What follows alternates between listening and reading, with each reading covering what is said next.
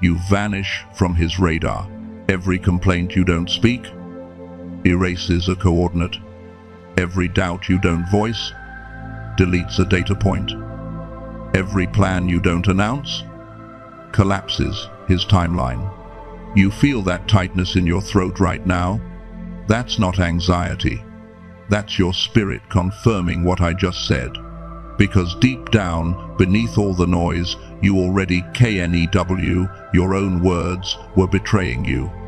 You just didn't know how. Subscribe right now to join thousands of chosen ones learning to operate on frequencies the enemy cannot track. Like this video if your spirit is confirming this word, and comment silent to activate the protocol. Your comment isn't just engagement, it's your agreement contract with heaven.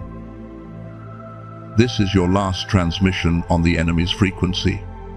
After this, you either shift to the channel he cannot track, or you stay exactly where you are and watch his 13-day countdown play out like clockwork. Now let me show you exactly what's been happening.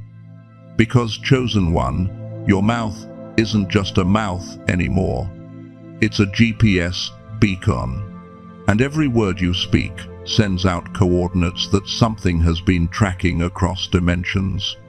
You thought you were just venting to your friend, just being honest with your family, just sharing your heart in your prayer group. You weren't. There were other listeners, invisible, recording, analyzing every syllable for patterns they could exploit. Let me break this down into 3 types of signal transmissions you've been broadcasting without even knowing it. 3 ways your mouth has been giving away your exact location to forces hunting you. The first type is complaint signals. Every time you say, "I can't afford this, this always happens to me, I'm so tired of waiting, nobody understands," you're not just expressing frustration. You're broadcasting poverty coordinates, you're transmitting victim frequency, and the enemy has devices that lock onto that signal like a heat-seeking missile. Listen to me carefully. In the Bible, Proverbs 21 verse 23 says, "Whoever keeps his mouth and his tongue keeps himself out of trouble." Now most people read that as good advice about not gossiping, but in the original Hebrew, the word for keeps is shomer, and shomer isn't a gentle word, it's a military term. It means to guard like a soldier guards a classified base, to watch like a sniper watches enemy territory. Solomon wasn't giving you etiquette tips, he was giving you battlefield strategy, because every time you complain out loud, you're essentially standing up on the battlefield, lighting a flare and screaming, "Here I am, come get me." Your complaints are coordinates, and they've been mapping you for months. The second type of transmission is announcement signals. Every time you tell someone about the business you're starting, the book you're writing, the relationship you're believing for, before God gives you permission to speak it, you're doing something dangerous. You're broadcasting blueprint frequency. Think about it. You announce your plan on Monday. By Friday, 3 things have gone wrong that make it impossible. Coincidence? No. You gave away the intel. The enemy heard the transmission, saw the blueprint, and dispatched interference before you could even start building. There's a reason Ecclesiastes 5 verse 2 says, "Let your words be few," and if you study scripture, you'll see a pattern. Moses went silent for 40 days on the mountain before the 10 Commandments. Jesus went silent for 40 days in the wilderness before his ministry exploded. Esther didn't reveal her identity until the exact right moment. Joseph stayed silent in prison for years before his elevation. The pattern is this: silence during preparation equals authority during manifestation. But speak too soon, you abort the process. You leak the strategy, and the enemy sets up blockades on every road you are about to take. The third type is doubt signals. And this one is the most insidious because it sounds like honesty. It sounds like being real. I don't know if God really called me. Maybe I heard him wrong. What if this doesn't work out? I'm probably not anointed enough. Every time you voice those doubts out loud, you're transmitting instability frequency. And you know what happens? The enemy doesn't even have to attack you. You're attacking yourself. You're giving him permission to agree with the very doubts you're broadcasting. Now here's where it gets even deeper. You might be thinking, okay, I get it. I need to stop complaining and doubting around negative people. I just need to be careful who I tell things to. Wrong. That's what I thought this was about too. For years, spiritual teachers have been saying, guard your circle, don't share your dreams with dream killers, be selective about who you talk to, and that's true to a point. But it's not the full truth. Because here's the revelation that just shattered everything I thought I knew. The problem isn't who you're telling. The problem is that you're speaking it out loud at all. Period. It doesn't matter if you're talking to your best friend who believes in you. It doesn't matter if you're in a prayer group full of intercessors. It doesn't matter if you're alone in your car talking to yourself. The moment sound leaves your mouth, it creates a vibration, a frequency, a signal, and there are entities that can hear those frequencies even when humans can't. Your complaint to your supportive friend still transmits poverty coordinates. Your dream shared with your prayer group still leaks blueprint intel. Your doubt spoken in the privacy of your car still broadcasts instability. Now, I know what you're thinking. So I can never talk about anything? I have to be silent forever? No. Listen carefully. This isn't about forever. This is about the next 40 days. But before I explain the protocol, you need to understand the 7 specific phrases that are killing your destiny right now. 7 sentences that sound innocent, that feel honest, that everyone says, but every single one of them is a transmission code that activates enemy algorithms against your life. And here's what you need to know before we continue. If you stay with me until the end of this video, you're going to walk away with 5 things that will change everything. First, you're going to know the exact 7 phrases you must stop saying immediately and what's happening in the spirit realm every time you speak them. Second, I'm going to give you the complete 40-day silence protocol, the same protocol that transformed a single mother buried in $40,000 of debt into a debt-free decree speaker in less than 90 days. Third, you'll learn the 3-frequency system that lets you communicate with God internally without broadcasting to the enemy. Fourth, I'm going to expose the 7 forms of attack the enemy will launch during your silence and the exact counter-strategy for each one.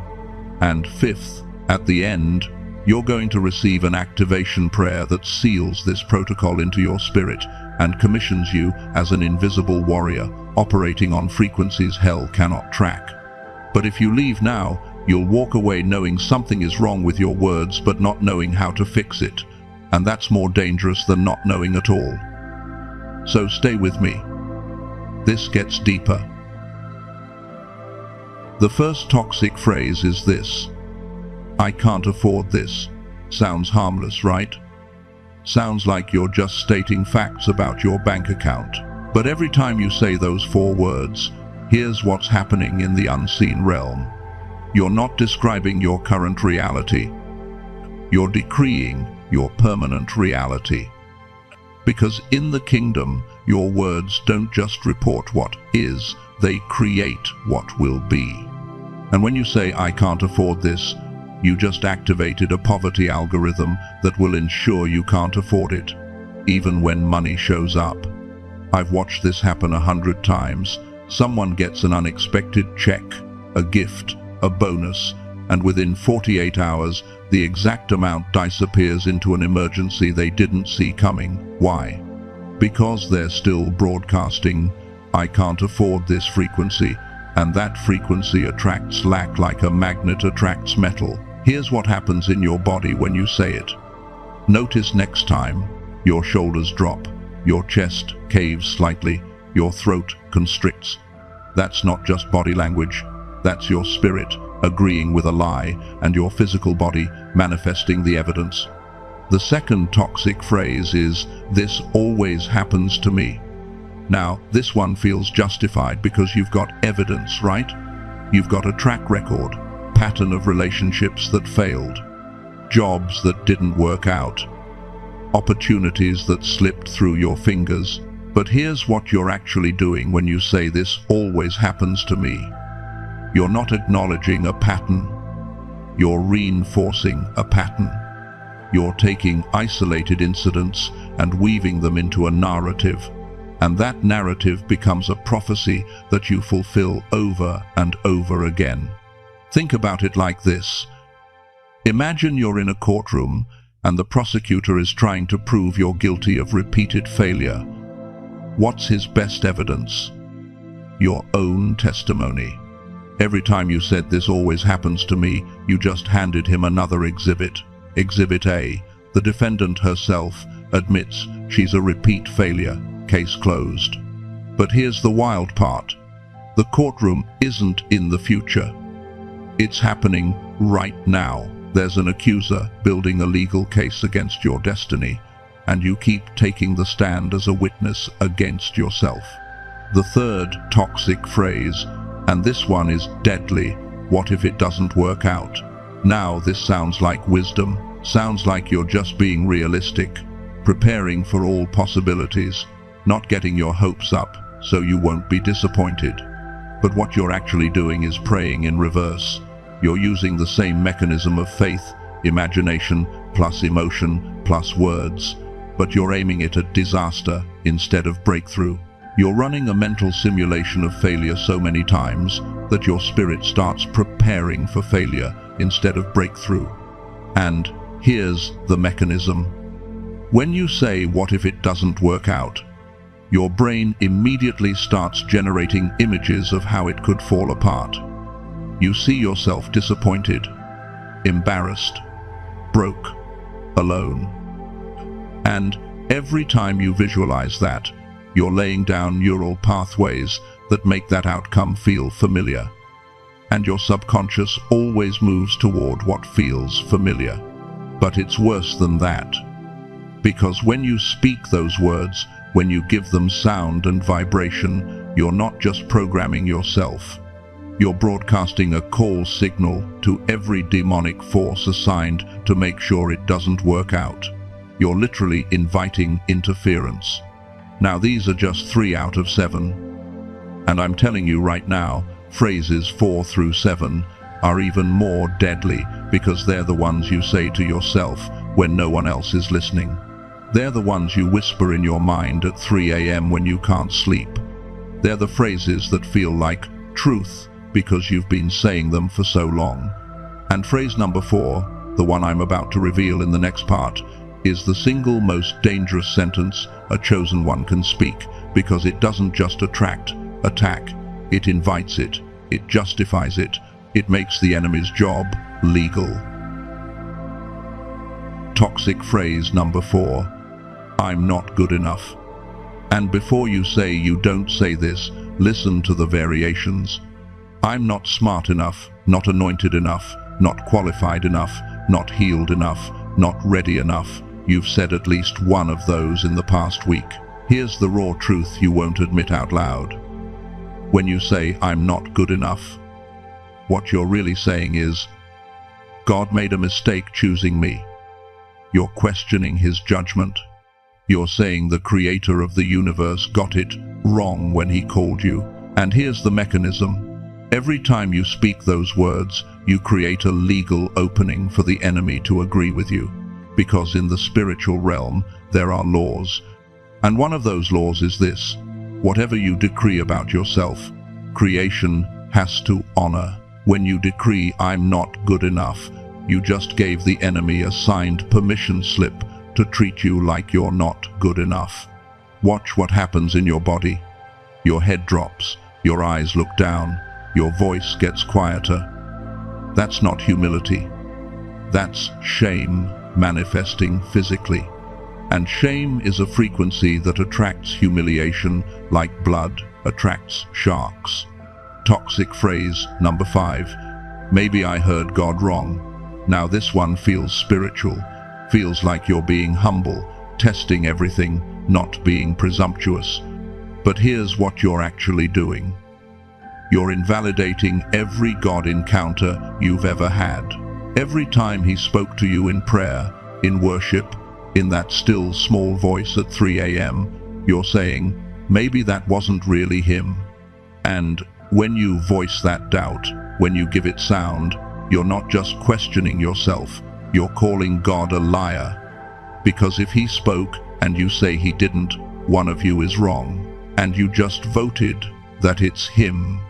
The raw thought behind this phrase is even darker. What if I've been delusional this whole time? What if I'm just talking to myself? What if there's no calling, no assignment, no destiny, and I've wasted years chasing a fantasy? That's the real fear. And every time you say, maybe I heard God wrong, you're feeding that fear until it becomes a belief. Toxic phrase number 6, and this one is insidious. I just need to vent. Sounds harmless, right? Sounds like healthy emotional processing, just getting it off my chest, just being honest with a trusted friend. But here's what's really happening. Every time you vent, you're rehearsing the problem. You're taking the offense, the disappointment, the betrayal, and you're running it through your mind and mouth, over and over again, until it's not just a memory anymore, it's a meditation. You're worshipping the problem. And here's the dark truth. When you vent to someone, you're not releasing the burden. You're transferring the frequency. Now they're carrying it too. Now they're broadcasting the same signal. You just made them an antenna for your complaint. Toxic phrase number 7. And this is the one that makes the enemy's attack legal. Why is this happening to me? Sounds like a valid question. Sounds like you're just trying to understand your trial. But listen to the spirit behind those words. You're not asking for understanding. You're accusing God of injustice. You're saying, I don't deserve this. I've been faithful, and this is what I get. The unspoken end of that sentence is, you're not fair, God. And the moment you voice that, you step out of divine protection and into the courtroom. Because now, you're not a covenant child being refined. You're a defendant claiming God violated his contract. And the enemy is the prosecutor who's been waiting for you to say that. In James chapter 3, verses 5 and 6, it says, the tongue is a small part of the body, but it makes great boasts. Consider what a great forest is set on fire by a small spark. The tongue also is a fire, a world of evil among the parts of the body. Now, most people read that as a warning about gossip. But here's the context you're missing. James was writing to scattered believers under persecution. Their loose talk was getting them killed, literally. The enemy was listening to their conversations, tracking who was a Christian based on what they said, and hunting them down. This isn't a metaphor about hurt feelings. This is a survival instruction. Your words can get you killed in the spirit realm, just like they got early Christians killed in the physical realm. Now, here's the solution. It's called the replacement protocol. And it's simple, but you have to do it. When you feel the urge to say one of those 7 phrases, here's what happens instead. Step 1, notice the pull. You'll feel it in your throat, like words are trying to force their way out. Don't fight it, just notice it. Step 2, pause. In your mind, not out loud, I want you to imagine a dial inside your throat. Right now, it's set to broadcast. In your imagination, turn that dial counterclockwise until you hear a click. That click is you switching to internal only. Step 3. Redirect. Take that sentence you were about to say and turn it into a silent prayer. Not out loud, just in your mind. God, I feel like I can't afford this. You know my bank account. I'm trusting you. Step 4. If you absolutely need to process it, don't speak it. Write it in a journal that no one else will read, because writing moves it out of your spirit without broadcasting it. Now, if you just did that mental exercise, if you visualize that dial turning, comment the word dial right now, because that's not just engagement, that's you activating the protocol in the atmosphere. Here's what you need to understand. This isn't about being silent forever. This is about the next 40 days. And there are 3 levels to this silence that most people never understand. Level 1 is external silence. This is the most obvious. Stop speaking the toxic phrases to other people. No complaining to your friends. No venting to your family. No announcing your plans to your co-workers. This level alone will cut off 70% of the enemy's intel. Level 2 is internal dialogue shift. This is harder because most people don't even realize they're doing it. It's the conversation you have with yourself all day long. The running commentary in your head. I can't believe this is happening again. Why does nothing ever work out for me? That internal dialogue is still broadcasting. You have to catch it and redirect it to prayer instead of worry. Level 3 is frequency elevation. This is where decree power lives. It's when you learn to communicate with God on a frequency so high that it bypasses human language altogether. The Bible calls it groaning that cannot be uttered. It's your spirit speaking directly to God's spirit without words. In Exodus 14 verse 14, it says, "The Lord will fight for you. You need only to be still." In Hebrew, be still is the word karash. And karash doesn't mean relax. It doesn't mean take a deep breath. It means to be silent, to plow through, to stop talking and let God work. Moses wasn't telling the Israelites to calm down while the Egyptian army chased them. He was telling them, shut up and watch God move. Because their panic, their complaints, their what are we gonna do, was interfering with the miracle that was trying to manifest. Your words are interfering with your miracle right now. And God is saying, Karash, plow through in silence and watch me work. Now here's what you need to know. The moment you commit to this 40-day silence, the enemy goes into overdrive because he knows what's about to happen. He knows that silence builds authority, and he will do everything in his power to make you break that silence before the 40 days are up. Let me show you the first 3 forms of attack you're going to face. I'm going to give you all 7 eventually, but these first 3 happen in the first 2 weeks, and if you're not ready for them, you'll break protocol before you even realize what happened. Attack form number 1 is the isolation attack. Within 72 hours of going silent, your phone will go quiet. Nobody texting, nobody calling.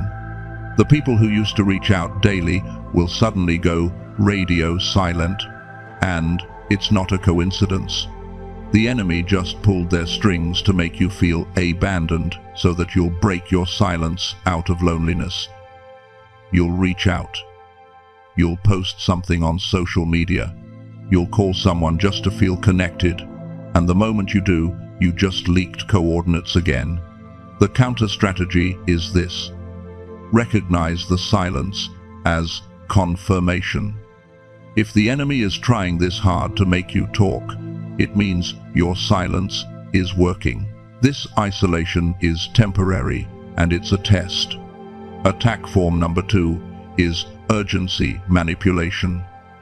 Around day 7 to 10, an opportunity will show up with a deadline, a chance to make money, a potential relationship, a door that looks like it's from God. But there's a catch. You have to act now. You have to explain yourself. You have to announce what you're doing. Here's how you know it's a trap. Anything that requires you to break the protocol before the 40 days are up is not from God. Real divine doors don't have expiration dates. They wait for you to complete the process. Attack form number 3 is the shame bomb. Around day 12 to 14, someone's going to ask you what's wrong. Why are you being so distant? Are you mad at me? Did I do something? And they'll say it with hurt in their voice. And you're going to feel guilty. Here's the test. Can you love them silently? Can you smile, hug them if you're in person, but not explain yourself? Because the moment you start justifying your silence, you're talking again, and talking breaks the seal. In 1 Peter 5 verse 8, it says, "Be alert and of sober mind. Your enemy the devil prowls around like a roaring lion, looking for someone to devour." Notice it says, prowls. It doesn't say he attacks everyone. He looks for someone. And who does he look for? The ones who are distracted. The ones who are talking when they should be listening. You're in enemy territory right now, chosen one. And the only way you make it through is if you move in stealth mode. No sound, no signal, pure silence. Now I know you're thinking, this sounds impossible. How am I supposed to not talk for 40 days? I have a job. I have a family. I have responsibilities, and I'm going to answer that. But first, I need to show you proof that this actually works. Because everything I've told you so far is truth. But truth without testimony is just theory. And you need to see someone who actually did this and what happened on the other side. Let me tell you about Sarah. Her name is Sarah, 34 years old, single mother of 2, $40,000 in debt, creditors calling every day, working 2 jobs, and still couldn't make rent. She tried everything for 7 years. Positive affirmations, vision boards, every manifestation technique on YouTube. Nothing worked. In fact, it got worse. Then she heard about the 40-day silence protocol, and she thought the same thing you're thinking right now. How is not talking going to pay my bills? But here's what she told me later. She said, I had tried everything else. What did I have to lose? Day 1. It's 6:17 inches the morning. Sarah is sitting in her car in the parking lot of her first job. She just got off the phone with another bill collector, and the URGE to call her sister and vent is overwhelming. Her fingers are already dialing. But then she remembers. Radio silence. She stops, puts the phone down, and in her mind, not out loud, she says, God, I want to scream right now. You know what just happened. I'm trusting you to fight this battle. That was her first redirect. Her first time switching from broadcast to internal. Nothing happened that day, or the next, or the next. For 12 days, nothing changed externally, but internally, something was shifting. She told me it felt like a weight was lifting off her throat. Like something that had been choking her for years was slowly releasing. Day 13. The isolation attack hit. Her best friend, the one who always checked in, went silent. Her mum stopped calling. Even her kids seemed quieter than usual. And the loneliness was crushing. She almost broke. Almost texted her friend, just checking in. You okay? But something stopped her. A knowing deep in her spirit that said, this is the test. Stay silent. She stayed silent. Day 18. The urgency manipulation came. A job opportunity. More money than she'd ever made. But the interview was tomorrow, and she had to call them today to confirm. She had to explain her situation. She had to talk, but here's what she did instead. In her mind, she prayed, "God, if this is from you, it will still be there after 40 days. If it's not, then it's a trap." And she didn't call. The opportunity disappeared. And for 3 days, she tortured herself. Did I just turn down my breakthrough? Did I miss it? But she held the silence. Day 38. 5. 42 inches the morning. Sarah wakes up from a dream.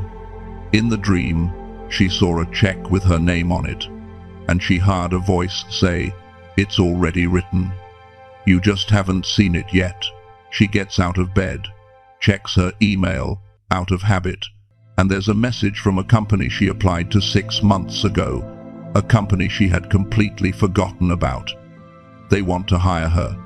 The salary is exactly double what she's making at both her current jobs combined. But here's the wild part. The email was sent at 3 a.m.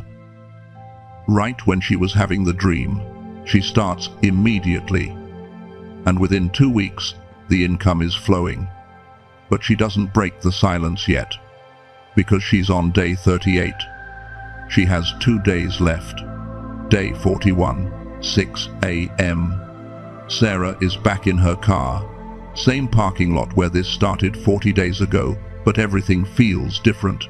The air feels thicker, like the atmosphere is charged. She opens her mouth to speak for the first time in 40 days, and the first words out of her mouth are not about her needs, not about her debt, not about her struggle. The first words are, "God, you are faithful." That's it. That's her first decree, an acknowledgement of his character, not a request for her breakthrough. And then she waits 24 hours like the protocol says. Day 42, she speaks her second decree, and this time she speaks about her finances. But she doesn't ask, she decrees, "I am debt-free," not "I will be." I am. Day 55, 2 weeks after her first decree, Sarah gets a phone call, an inheritance she didn't know existed. A distant relative passed away and left her exactly $40,000, the exact amount of her debt. Now, let me tell you what really happened here, because most people would say, "See, she stopped complaining and God blessed her. She had faith and it worked out." But that's not the full truth. Here's the revelation. Sarah's breakthrough didn't come because she stopped complaining. It came because the enemy lost tracking on her. For 40 days, she was invisible on his radar. He couldn't locate her coordinates. He couldn't target her with interference. And the moment he lost her signal, the breakthrough that was already written for her was able to manifest without enemy blockage. The job offer wasn't new, it was delayed. The inheritance wasn't a surprise to God, it was blocked. And the moment she went radio silent, the blocks collapsed. You see, the enemy doesn't create bad things in your life. He just blocks the good things that are already assigned to you. And he uses your words to know where to position those blocks. When you broadcast "I can't afford this," he puts a financial block there. When you broadcast "This never works out," he puts a failure block there. But when you go silent, he's blind, he's deaf, he's guessing. And while he's guessing, God is moving. Now, here's what Sarah learned during those 40 days that changed everything. She learned how to operate on 3 frequencies. And this is what I need to teach you right now, because this is the key to making it through your 40 days. Most people only know 1 frequency. External broadcast, talking to people, posting on social media, venting to friends. That's frequency 1. And frequency 1 is completely compromised. The enemy has full access to everything transmitted there. Frequency 2 is internal dialogue. The conversation you have with yourself in your mind all day. This is better than frequency 1 because other people can't hear it. But here's the problem. The enemy can still hear it. Because thoughts that loop in your mind create an energetic signature that spiritual entities can detect. Frequency 3 is where decree power lives, and most people don't even know it exists. Frequency 3 is when you communicate with God at a level so deep that it bypasses language altogether. In Romans chapter 8 verse 26, it says, "The Spirit Himself intercedes for us through wordless groans." In the original Greek, wordless groans is stenagmos alaletos. Stenagmos means a groan or sigh. Alaletos means inexpressible, something that cannot be put into words. Paul is describing frequency 3. It's a communication so deep, so intimate with God that it doesn't need vocabulary. It's your spirit speaking directly to His spirit. No enemy can intercept it because there are no words to intercept, no sound to track, pure spiritual transmission. Here's how you shift frequencies. Right now, imagine your throat as a radio. Frequency 1 is like AM radio. Everyone with a receiver can pick up your signal. Frequency 2 is like FM, clearer, but still detectable by anyone with the right equipment. Frequency 3 is like a military encrypted channel. Only you and God have the decryption key. In your mind right now, visualize a dial in the center of your throat. You've been stuck on frequency 1 your whole life.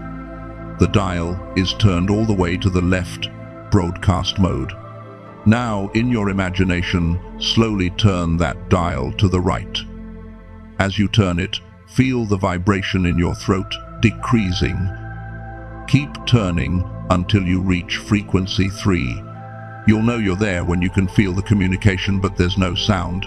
If you just did that, if you just visualized turning that dial and you felt the shift, your spirit just learned something your mind doesn't fully understand yet. And what you're going to notice in the next 24 hours is that you'll catch yourself about to speak a complaint, and you'll feel that dial in your throat, and you'll know to switch frequencies before the words come out. Now, Psalm 46 verse 10 says, "Be still and know that I am God." But here's the context most people miss.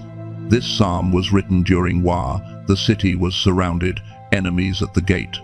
Everyone was panicking, and God said, "Be still." Not because the threat wasn't real, but because their panic was interfering with His strategy. Their noise was drowning out His instruction. He needed them to shut up so He could move. You're in a war right now, chosen one, and your words are the sound that's giving away your position. God needs you silent so He can ambush the enemy on your behalf. But here's what I haven't told you yet, and this is going to change everything you thought this was about. You think this 40-day silence is about learning to control your mouth. It's not. You think this is about discipline and obedience. It's bigger than that. What I'm about to tell you, very few chosen ones ever discover. Because most people complete the 40 days, get their breakthrough, and think they passed the test. They didn't just pass one test, chosen one. They passed 3. 3 simultaneous tests happening at the same time on 3 different levels. And you didn't even know you were being tested on all 3. The silence test, the isolation test, and the authority test. And until you understand what these 3 tests really are, you won't understand why God is about to upgrade you from someone who can stay silent to someone whose words carry the weight of divine decree. Everything I've told you until now is true, but it's not complete.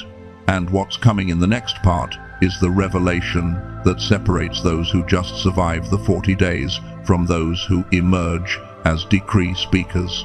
Because Sarah, She didn't just make it through 40 days of silence, she made it through the triple gauntlet. And on day 41, when she opened her mouth, her words didn't just express reality, they created it. That's what's waiting for you on the other side. But first, you have to understand exactly what God is doing in the silence. Think back with me for a moment. 6 months ago, maybe a year, there was a moment when everything fell apart. A relationship ended. A job was lost. A door slammed in your face. You remember that moment, don't you? You thought it was random. You thought it was just bad timing, bad luck, maybe even punishment from God. But it wasn't random. Chosen one. That was the beginning of your testing. And you didn't even know you were being tested. Here's what God just showed me about your journey. Everything I've told you until now about the 40-day silence, the toxic phrases, the enemy tracking, all of that is true. But it's not complete, because you've been looking at this as one test. Can I keep my mouth shut for 40 days? But that's not what's really happening. God isn't testing your discipline. He's not measuring your willpower.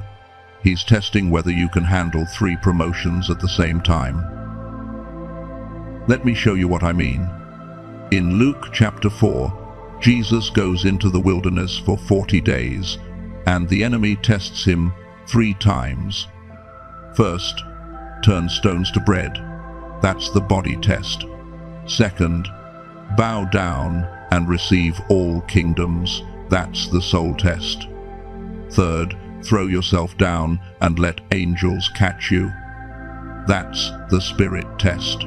3 tests, same 40 days, happening simultaneously. And here's the pattern. Every chosen one who goes through a wilderness season, every person who enters the silence protocol, faces the same 3-dimensional testing. The first test is the silence test, and this is the most obvious one. It's the one you think is the whole thing. Can you shut your mouth? Can you stop broadcasting? Can you hold the protocol for 40 days without breaking? But here's what most people don't understand about this test. It's not just about discipline. It's about trust. Because when you go silent, you're saying, God, I trust you to speak for me. I trust you to defend me. I trust you to fight while I stay still. Every time you bite your tongue when you want to defend yourself, you pass a level. Every time you don't explain yourself when someone misunderstands you, you pass a level. Every time you keep a secret between you and God, instead of announcing it, you pass a level. The second test is the isolation test. And this one is brutal because it doesn't feel like a test. It feels like abandonment. Remember what happened to Sarah? Day 13. Everyone went silent. That wasn't coincidence. That was test number 2 activating. Here's what God is doing. He's removing human support systems to see if you can stand alone with him. He's pulling back the voices you've been dependent on to see if you can hear his voice in the silence. And the raw truth? Some of those people who went silent aren't coming back because they were only in your life for season 1.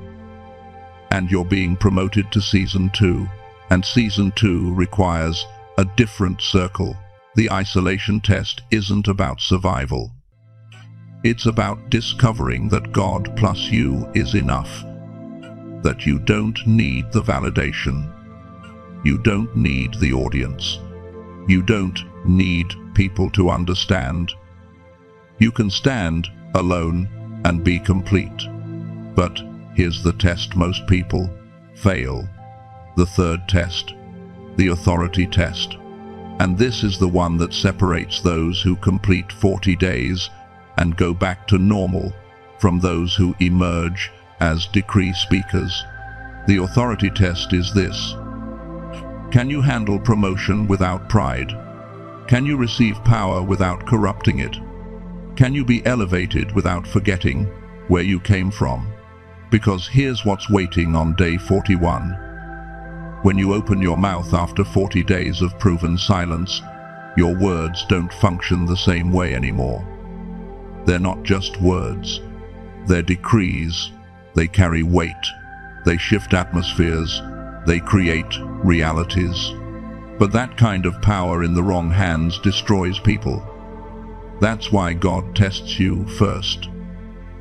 The silence isn't the goal. The silence is the qualification for the decree power. Now, let me show you what decree power actually is, because most people think it's just positive affirmations with more confidence. It's not. It's a completely different mechanism. In Job chapter 22 verse 28, it says, "You will also decree a thing, and it will be established for you." Now, in Hebrew, the word decree is gazar. And gazar doesn't mean to ask, or to hope, or to wish. Gazar means to cut, to divide, to decide with finality. When you decree something, you're not requesting it from God. You're not even believing for it. You're cutting reality into a new shape. You're taking your God-given authority and you're severing what was from what will be. But here's the key. You can't decree with authority you haven't earned. And you earn authority through silence, through isolation, through testing. Think about it. Moses spent 40 days on the mountain in silence before he came down with the law that shaped a nation. Jesus spent 40 days in the wilderness in silence before he started a ministry that changed history. Every decree speaker in Scripture went through a silencing season first, because decree power isn't about volume, it's about weight, and weight comes from compression. The 40 days of silence is God compressing your faith, your obedience, your trust into something so dense, so concentrated, that when you finally speak, the words don't just sound different, they function different. Here's the formula. Silence multiplied by time equals authority, and authority multiplied by obedience equals decree power. Sarah understood this instinctively. That's why, on day 41, her first words weren't about her. They were about God. She didn't decree her need. She decreed His character. And that is what unlocked the power. Because a decree isn't manipulation. It's not forcing God's hand. A decree is agreement with what God has already decided. It's you speaking from the same throne He's speaking from. It's you partnering with heaven to manifest on earth what's already established in the Spirit.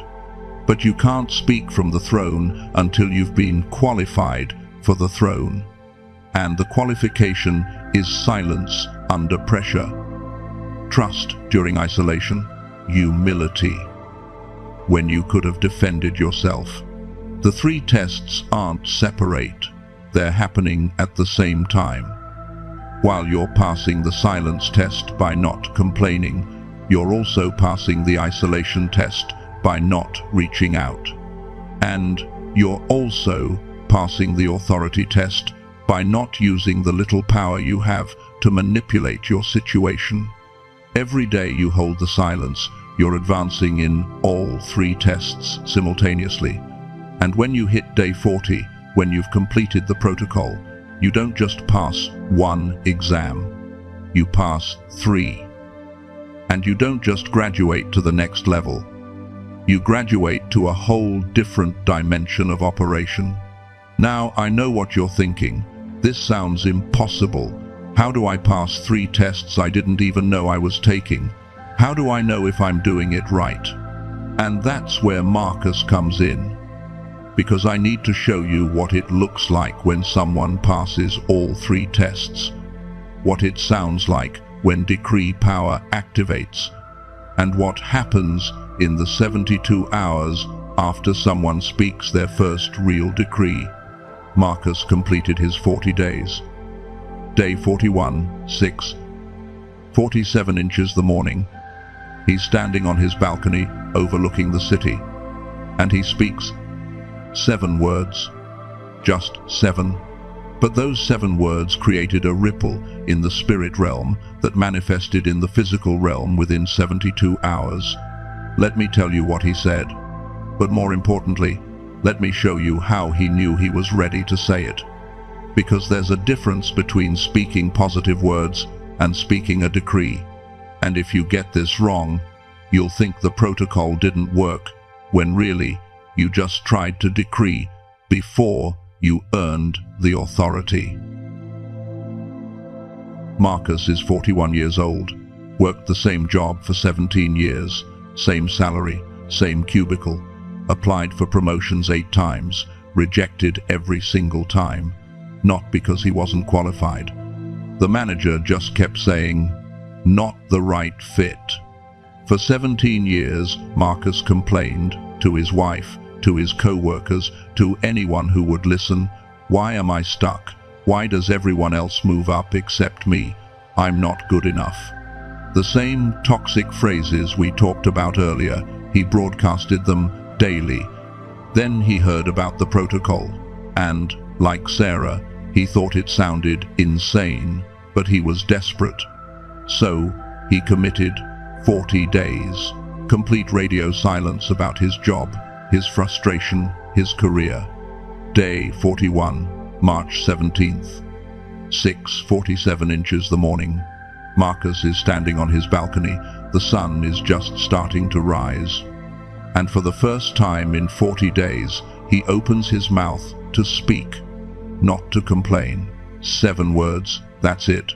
Here's what he said: God promotes. Man cannot block. Not a request, not a prayer, a decree, a statement of fact based on God's character. And here's the key. He didn't say, "God, please promote me." He decreed a truth about how God operates. Then he trusted that truth to manifest in his situation.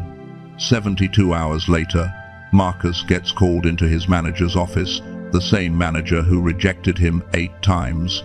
And Marcus is thinking, here we go again, another rejection, another excuse.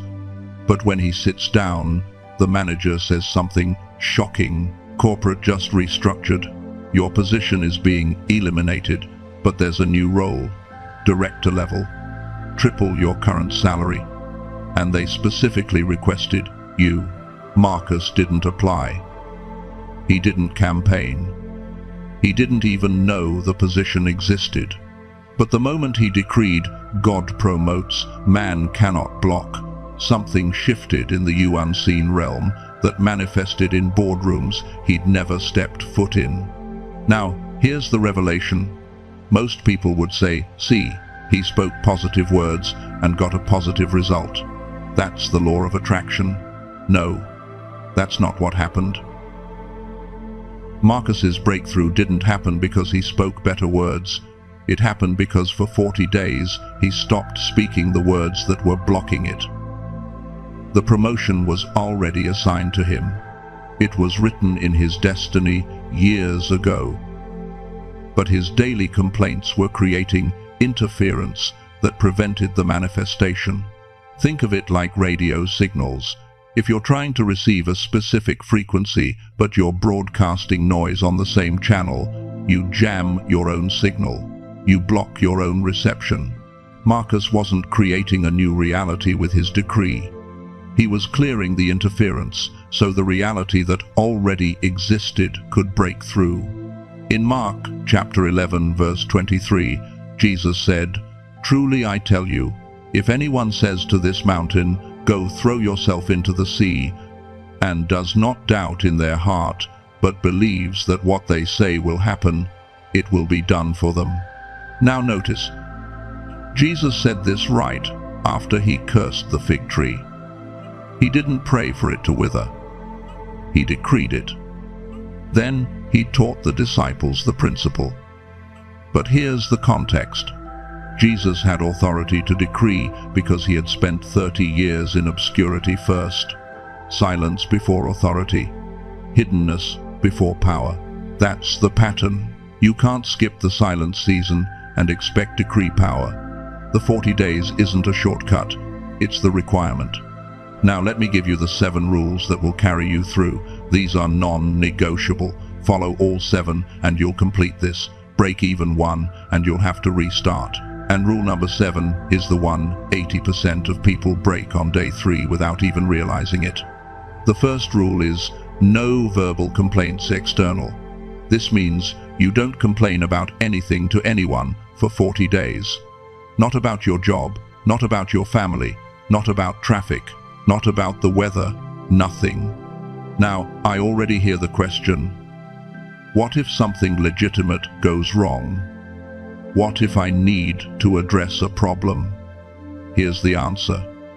You can address issues without complaining about them. There's a difference between saying, we need to fix this leak, and saying, I can't believe this house is falling apart. Everything always breaks. One is a solution-focused statement. The other is a complaint broadcast. Learn the difference. Your spirit knows which is which. The second rule is no dream announcements. This is the hardest one for most people because we've been taught to share our vision, to declare our goals, to tell people what we're believing for. But for these 40 days, no. Your dreams stay between you and God, period. You don't post about the business you're starting. You don't tell your family about the relationship you're believing for. You don't announce the book you're writing. You work on it in silence and let the results do the announcing. The third rule is no asking for advice. Now, this doesn't mean you can't get professional help when needed. If you need a doctor, see a doctor. If you need a lawyer, see a lawyer. But what you don't do is call 5 friends asking what they think you should do about your situation. Why? Because when you ask for advice, you're broadcasting uncertainty. You're transmitting, I don't trust God's guidance, I need human consensus. And that signal attracts confusion. During these 40 days, you take your questions to God in silent prayer and you wait for his answer. No polling your circle. The fourth rule is no defending yourself.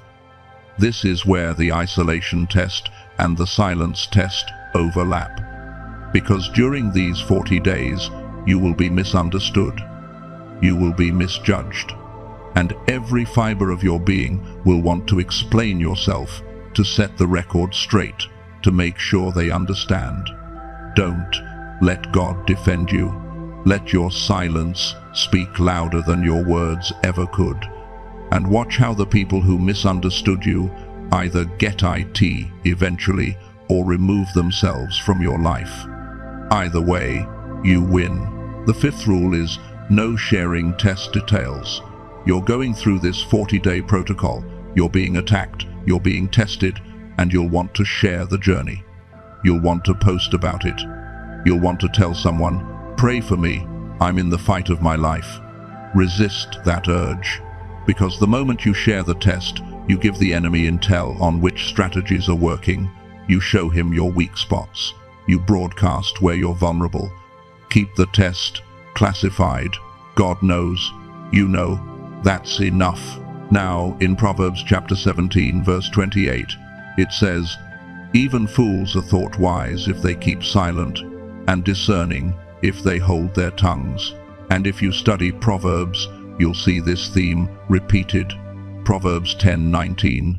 Sin is not ended by multiplying words, but the prudent hold their tongues. Proverbs 13:3. Those who guard their lips preserve their lives. Proverbs 21:23. Those who guard their mouths and their tongues keep themselves from calamity. There's a pattern here, a formula, and here it is. Silence multiplied by time equals perceived wisdom, which attracts actual authority. People don't respect the loudest, voice in the room.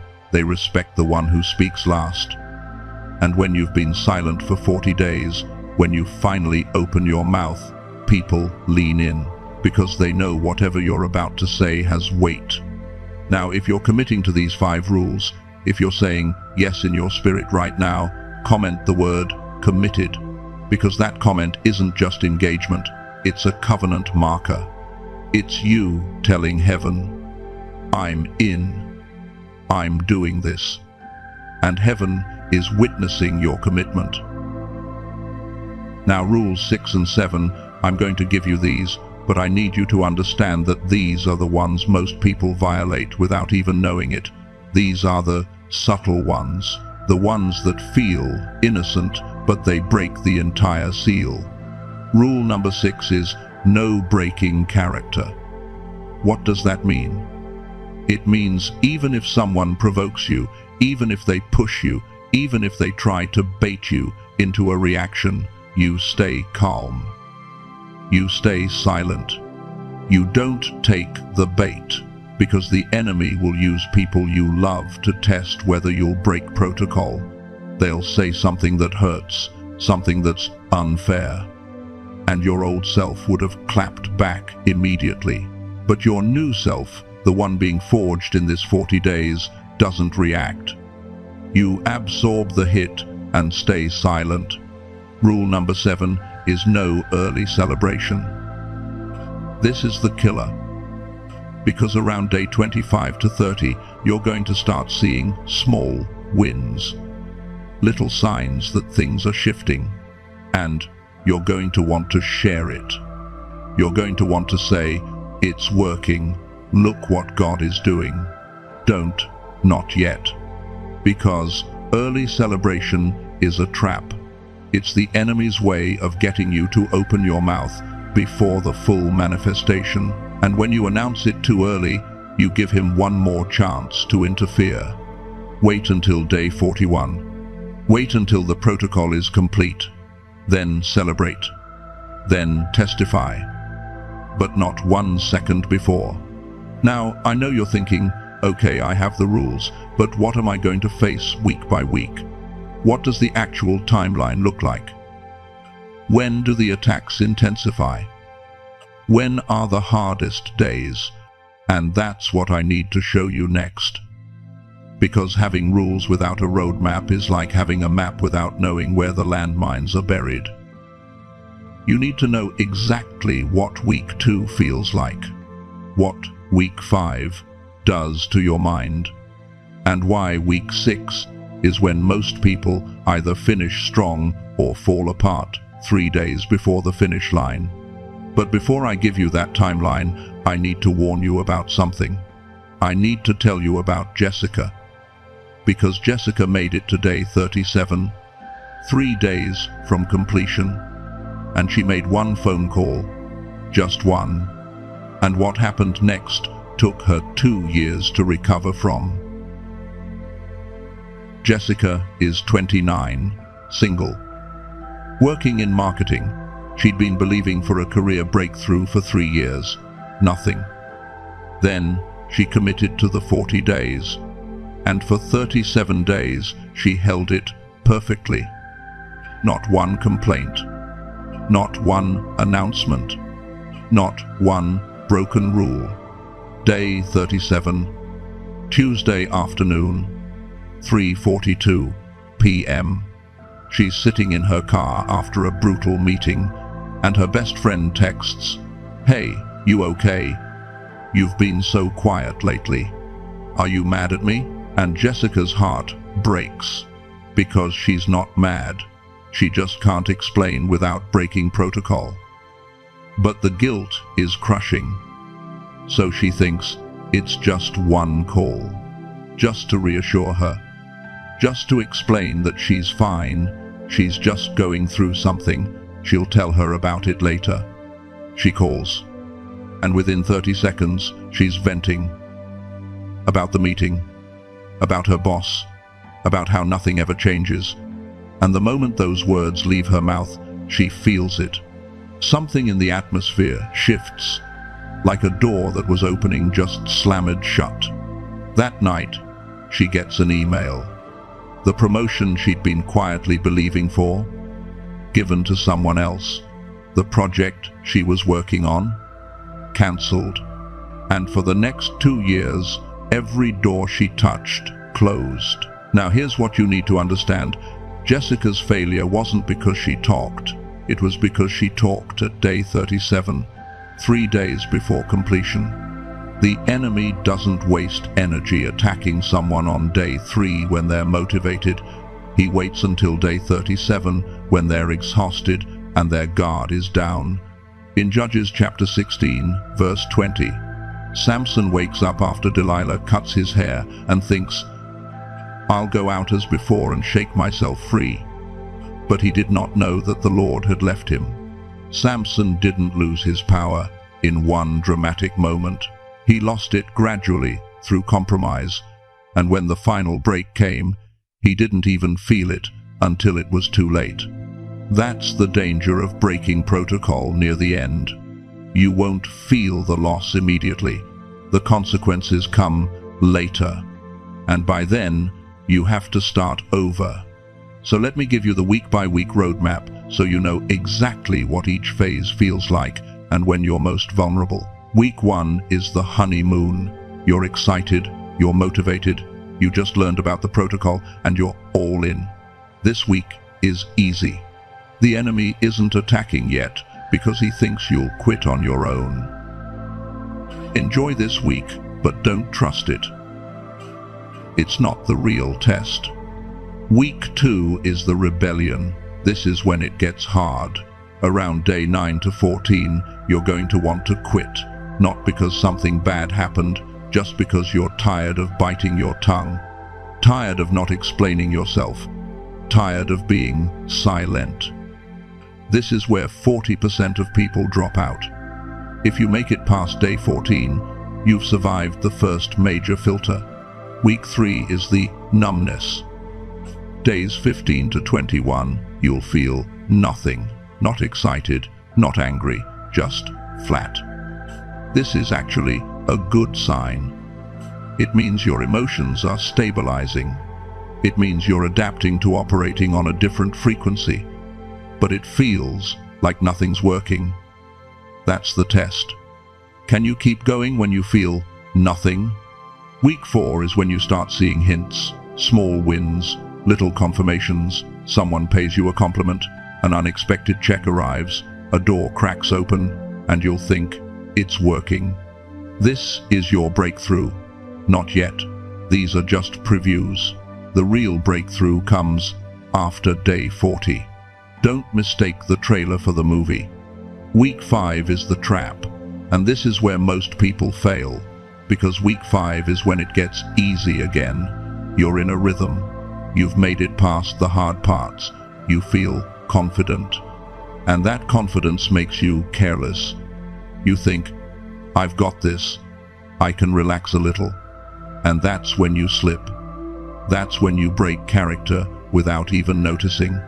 In Matthew chapter 4 verse 11, it says, "Then the devil left him, and angels came and attended him." Notice, the angels came after the 40 days, not during. The reward, the breakthrough, the supernatural support, all of it comes post-testing, not mid-testing. Week 5 feels like you're done, but you're not. Week 6 is the final exam, days 35 to 40. This is when the enemy throws everything at you. Urgency, guilt, fake opportunities, provocation. He knows if you make it to day 41, it's over. So he goes all in during the last 5 days. This is where Jessica fell. This is where most people who make it this far stumble. The key to week 6 is recognizing that the intensity of the attack is proof you're about to win. The enemy doesn't waste ammunition on people who aren't a threat. If he's hitting you hard in the final days, it's because he knows what's waiting for you on the other side.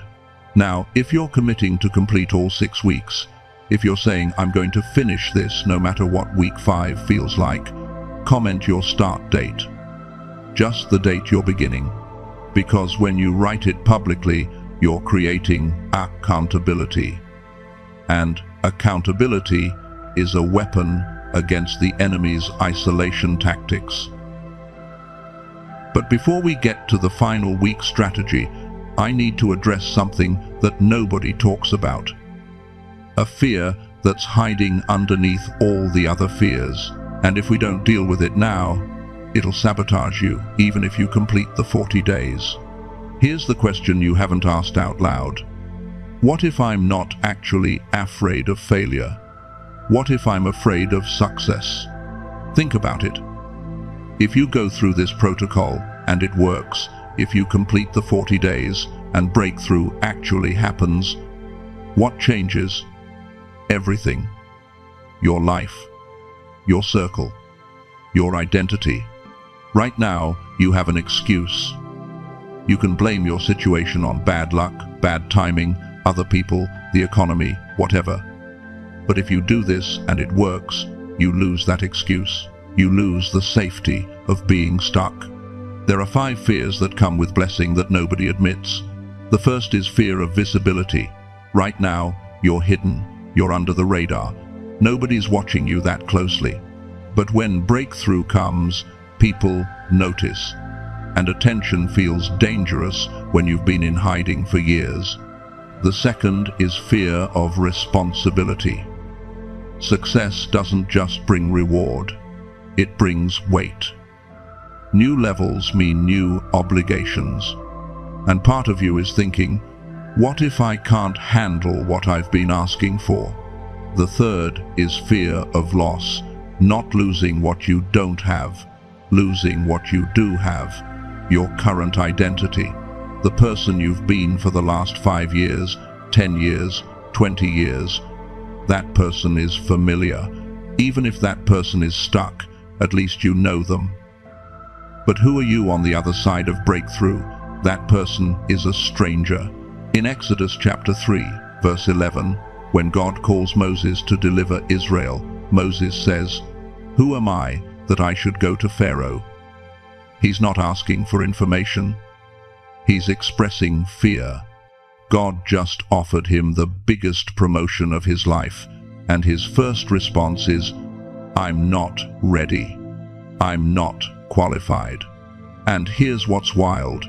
God doesn't wait for Moses to feel ready. He doesn't give him a pep talk about believing in himself.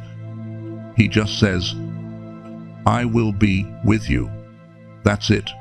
The qualification isn't your readiness, it's his presence. You're not avoiding the 40 days because you don't think it'll work. You're avoiding it because you're terrified it will work. And then you'll have to become someone you've never been before. But here's the revelation. That fear, that what if, that's not disqualification, that's confirmation. Only people who are actually chosen feel that level of doubt before breakthrough. Imposters are confident, the real ones are terrified. If you're scared of the blessing, comment the number of the fear that's yours, just the number, 1 through 5. Your honesty creates collective healing for everyone watching this. Now, here's what happened to Jessica after the 2-year delay. She didn't give up. She started over, and the second time, she made it all 40 days. And on day 41, when she finally opened her mouth, her decree was different, stronger. Because the 2-year delay wasn't punishment. It was preparation. The first time, she was going to get a promotion. The second time, she got her own company. The blessing that came after the second 40 days was bigger than what she would have received the first time, but she had to be ready for it. And the 2 years made her ready. So if you've tried this before and broke protocol, if you're on your second attempt, your third attempt, don't see it as failure. See it as leveling up. Every time you restart, you're stronger. Every time you try again, the prize gets bigger. Because God isn't measuring your perfection, He's measuring your persistence. Now we're heading into the most tactical part of this entire message. I'm about to give you the exact strategy for days 35 to 40. The final week. The enemy's 3-move endgame, and the counter strategies that will get you across the finish line. Then I'm going to show you the exact protocol for day 41. How to break the silence. What to say first, what not to say, and how to activate decree power without corrupting it.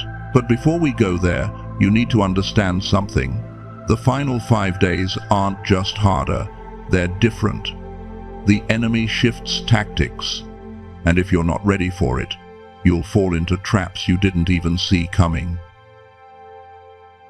Days 35 to 40. The final stretch.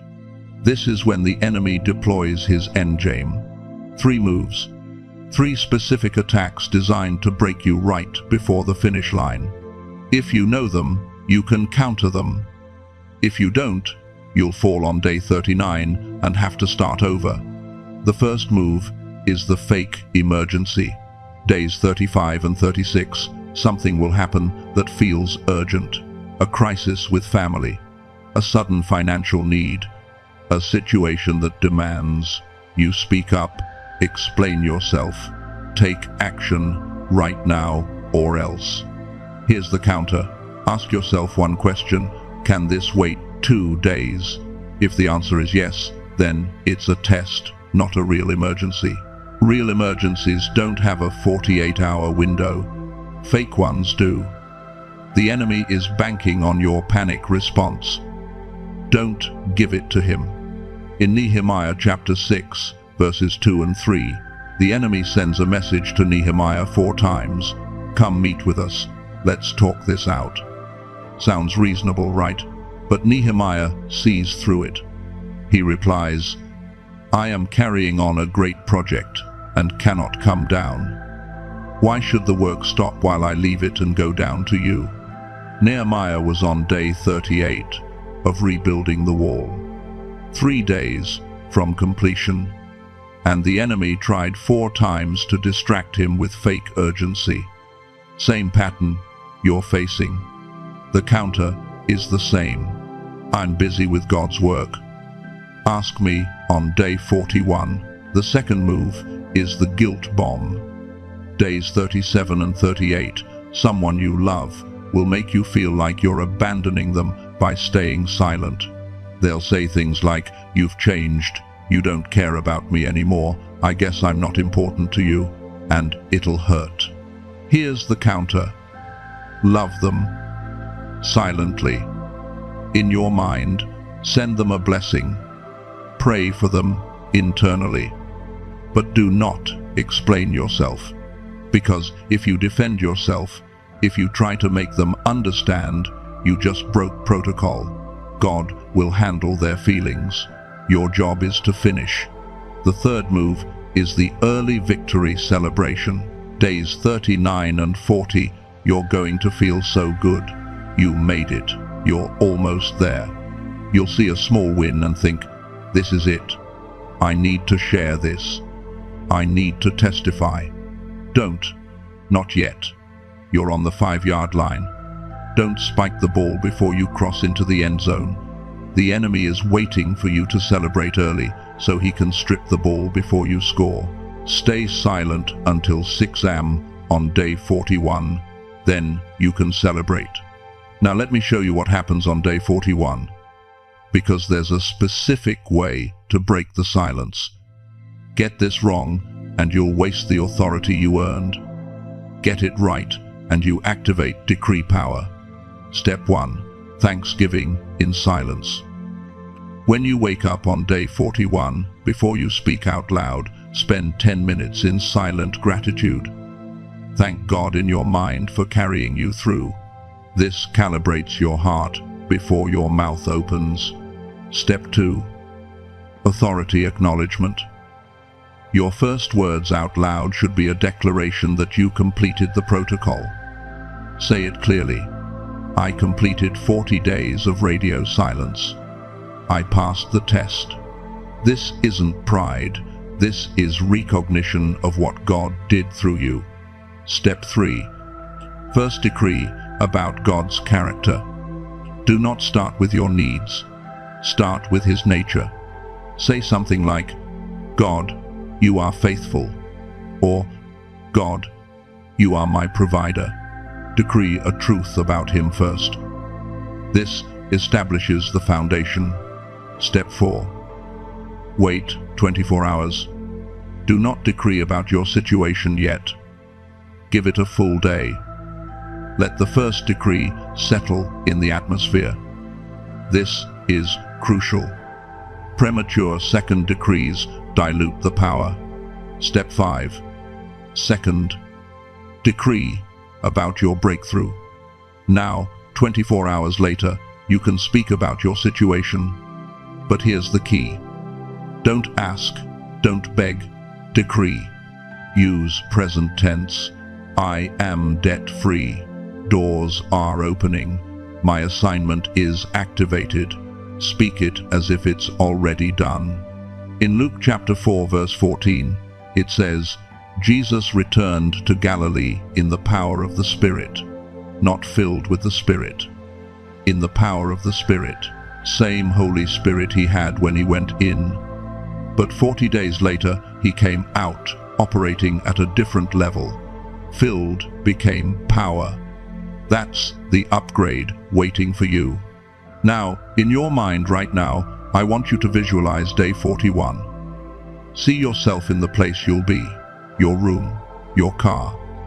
Wherever you meet God, picture yourself opening your mouth after 40 days. Feel the weight of your first words.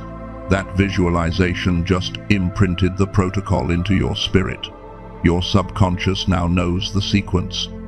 If you just did that, if you just saw yourself on day 41, comment day 41, because that comment is a prophetic marker. You're declaring your future before it happens. Now here's what you need to know. Everything I've given you in this message, the 7 toxic phrases, the replacement protocol, the 3 tests, the enemy's endgame, the day 41 ceremony, all of it is information. And information is powerful. But information without activation is just knowledge in your head. There's one more thing we need to do, and this is the most important part of this entire video. We need to seal this protocol into your spirit. We need to activate the 40-day assignment. We need to commission you as an invisible warrior operating on frequencies the enemy cannot track. What's about to happen is not a prayer in the traditional sense. This is an activation ceremony. After this, you cannot unknow what you've learned. After this, you're responsible for it. After this, heaven has a record that you were here, that you heard, that you agreed. So if you're ready, if you're committed to completing this 40-day protocol, no matter what week 5 feels like, no matter what the enemy throws at you, no matter who misunderstands you, then stay with me for the next few minutes. Because what I'm about to pray over you is going to seal the 7 rules into your spirit, bind the enemy tactics that would break you, and release the decree power that's waiting on day 41. This is it, chosen one. This is the moment everything changes. In your spirit right now, I want you to shift your posture, not physically, spiritually. Position yourself to receive, not just to listen. What's about to happen is not background noise. This is a sealing, an impartation, a commissioning. This is not a regular prayer. This is an activation ceremony. And after this, you are marked. Heaven has a record that you were here, that you heard, that you agreed. In the name of Yeshua, the Word who became flesh, the Lamb who roared as a lion, the Silent One who became the decree speaker, I stand in the authority given to me as a messenger of heaven to activate what God has already prepared for you. Right now, As I speak these words, the atmosphere around you is shifting. Heaven's recording studio is active. Your frequency is being locked in. Portals that were closed are opening, and forces that were tracking you are losing signal. I acknowledge what you've been carrying. I see the nights you couldn't sleep because your own words kept echoing in your mind. The 3 a.m. panic when you realized you said too much to the wrong person. The shame of watching your announcement crumble before it even started. The exhaustion of defending yourself over and over to people who will never understand. I see every moment you bit your tongue when you wanted to scream. Every time you swallowed your pain instead of speaking it. Every conversation where you felt misunderstood and couldn't explain. Every door that slammed shut right after you announced your plan. Heaven saw it all. Every tear, every silent prayer, every moment you chose to trust God instead of your own voice. None of it was wasted. All of it was preparation for this moment. And now, in the authority of the Most High, I seal the divine lockdown protocol into your spirit. I seal the revelation that your mouth has been a GPS beacon broadcasting coordinates to forces hunting you. I seal the understanding of the 3 signal leaks, complaint signals, announcement signals, and doubt signals that have been betraying your position. I seal the 7 toxic phrases and the authority to silence them. I can't afford this, sealed and silenced. This always happens to me, sealed and silenced. What if it doesn't work out? Sealed and silenced. I'm not good enough. Sealed and silenced. Maybe I heard God wrong. Sealed and silenced. I just need to vent. Sealed and silenced. Why is this happening to me? Sealed and silenced. I seal the replacement protocol, the 4 steps that redirect your mouth from broadcast to internal transmission. Notice the pull. Turn the dial. Redirect to prayer. Write if needed. This protocol is now embedded in your nervous system. I seal the 3 levels of silence: external silence with people, internal dialogue, shift from worry to prayer, and frequency 3 transmission, the wordless groans that bypass enemy detection. You now have access to all 3 frequencies at will. I seal the revelation of the 3 simultaneous tests: the silence test that builds trust, the isolation test that proves God plus you is enough, and the authority test that qualifies you for decree power. You are now in all 3 tests, whether you feel it or not. I seal the 7 radio silence rules into your DNA.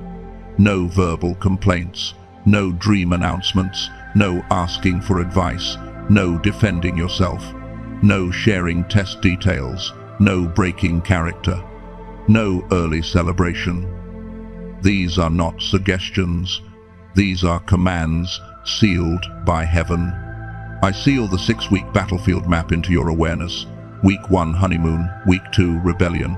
Week 3, numbness. Week 4, hints. Week 5, trap. Week 6, final exam. You will recognize each phase as it comes, and you will not be caught off guard. I seal the knowledge of the enemy's 3-move endgame. Fake emergency on days 35 and 36. Guilt bomb on days 37 and 38. Early celebration temptation on days 39 and 40. You are now immune to these tactics because you see them coming. I seal the day 41 breaking ceremony. Thanksgiving in silence. Authority acknowledgement. First decree about God's character. Wait 24 hours. Second decree about your breakthrough. This sequence is now locked in your spirit. And now I bind every force that would break this protocol. I bind the spirit of loose lips that makes you speak before you think. I bind the demon of premature announcement that steals your seed before it grows. I bind the voice of validation seeking that makes you need human approval more than divine approval. I bind the enemy tactic of isolation manipulation that makes loneliness feel like abandonment. I bind the lie that says you owe people an explanation for your obedience. I bind the fear that God will forget you if you stay silent. I bind the trap of early celebration that opens your mouth before the manifestation is complete. Every chain that kept your mouth open when it should have been closed, I break it now in Jesus' name.